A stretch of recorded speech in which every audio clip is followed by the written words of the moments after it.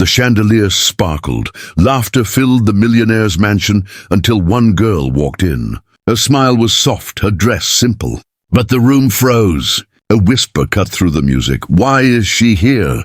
Eyes turned cold, smiles vanished, and the birthday suddenly felt like anything but a celebration. She tried to laugh it off, to blend in, but every word, every glance sliced deeper. And then she disappeared, locked away, crying where no one could see. But her best friend wasn't about to let the silence win. What happened next shocked the entire party. Forever, it was supposed to be the happiest night of the year. The millionaire's mansion glowed with golden lights. Music pulsed through the halls, and laughter spilled from every corner. Guests arrived in shimmering dresses and sharp suits, arms full of expensive gifts. To everyone there, it was a grand event, a birthday worthy of a princess. But for the birthday girl, the celebration wasn't about the chandeliers, the food, or even the gifts. It was about one person, her best friend from school.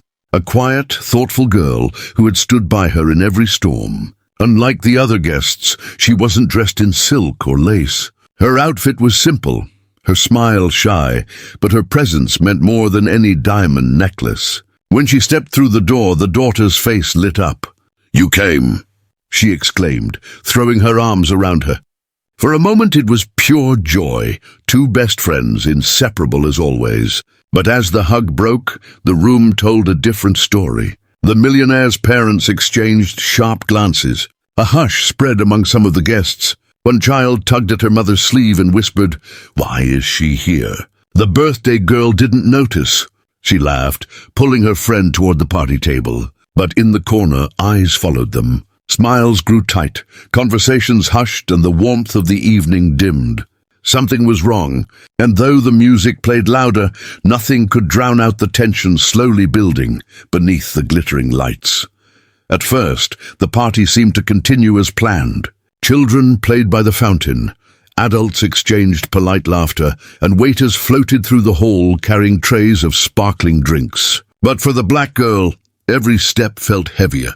When she tried to join a group of kids, their giggles grew quieter. One shifted away from her chair, another whispered something behind cupped hands. She forced a smile, pretending not to notice. The birthday girl nudged her. "Come on, let's sit together." But the moment they sat down, the air turned colder. The millionaire's mother leaned toward a guest and whispered loudly enough for half the table to hear, "It's embarrassing. Bringing her here doesn't fit." A ripple of awkward laughter followed.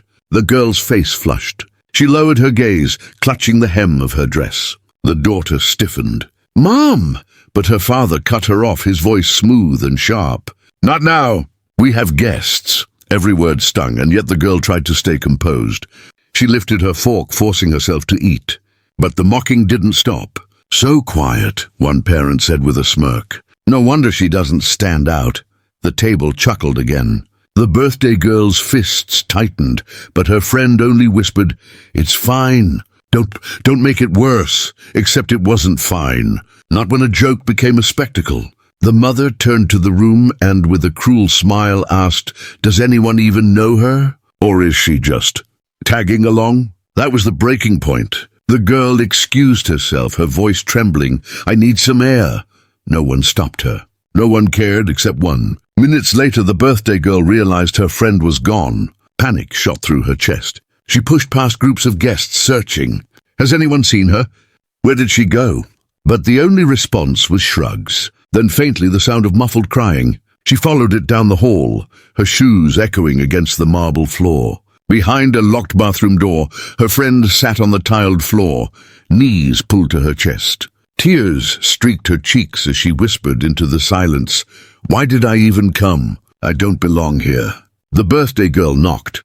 "Please open up." "It's me," a broken voice replied.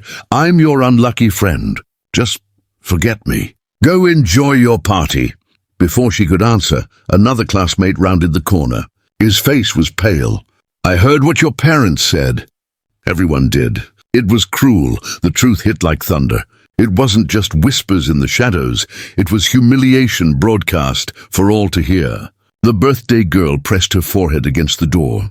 Her voice shook, but her resolve hardened. "No, I won't forget." "You're my best friend." And they're about to hear it. With that, she spun on her heel, storming back toward the glowing hall.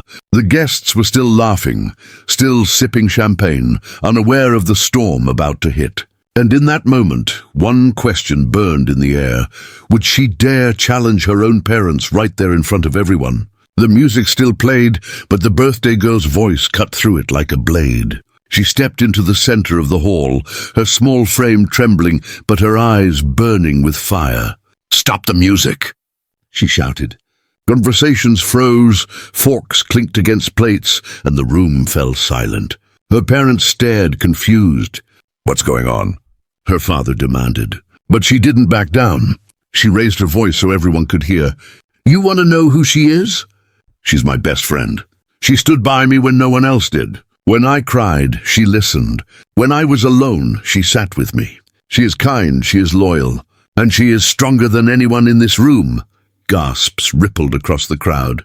Guests shifted uncomfortably, glancing at one another. Some lowered their heads. Others avoided her gaze entirely. The mother's face flushed. "That's enough." "No!" the daughter snapped, her voice breaking. "You mocked her. You humiliated her. On my birthday. In my home." Her chest heaved as tears filled her eyes, but she refused to look away. "If this is how you treat the people I love, then I don't want this party. I don't want any of it." She turned toward the bathroom door, calling, "Come out, please." Slowly, the black girl stepped forward, her eyes red from crying. The crowd parted around her, as though she carried something dangerous. But beside her best friend, she stood taller than she ever had before. The daughter grabbed her hand and held it high. "If you can't respect her, then you don't respect me. And if that's the case..." She looked straight at her parents, her voice trembling but steady. "We're leaving." The hall erupted, gasps, whispers, murmurs of disbelief. Never before had anyone spoken against the hosts. Never before had their authority been challenged in front of so many witnesses. And in that unbearable silence, one question hung heavy in the air. Would the parents cling to their pride, or admit at last that they were wrong? For a moment, no one moved. The daughter's words still hung in the air like thunder after a storm. Then something no one expected. The millionaire's parents, usually so unshakable, so proud, stepped forward. Their faces were pale, their voices trembling. We were wrong," the father admitted, his tone cracking. The mother's eyes glistened with shame as she whispered, "We're sorry."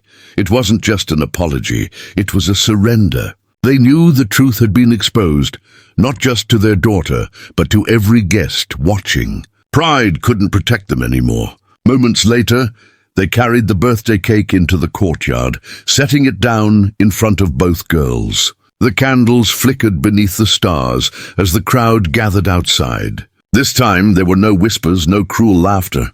Instead, when the song began, it carried a different weight, one of unity. For the first time that night, the black girl wasn't ignored. She wasn't invisible. She was celebrated. But let's be clear, this story isn't just about one girl at one party. It's about every child who has ever been made to feel small because of the color of their skin. It's about every whispered comment, every mocking laugh, every door quietly closed, to those who never deserved exclusion in the first place. The daughter's courage forced a reckoning that night. But the truth is, it should never take a child to remind adults of their humanity. So the question we must ask ourselves is this: how many more daughters will have to speak up? How many more friends will have to break down before respect and dignity are given freely to everyone? Because silence protects the insult. But courage? Courage changes the room. If this story moved you, don't just leave it here. Let the world hear it. Hit the like button, subscribe to this channel, and in the comments tell me, what does justice look like to you? Because every single voice matters, and yours could be the one that turns silence into action.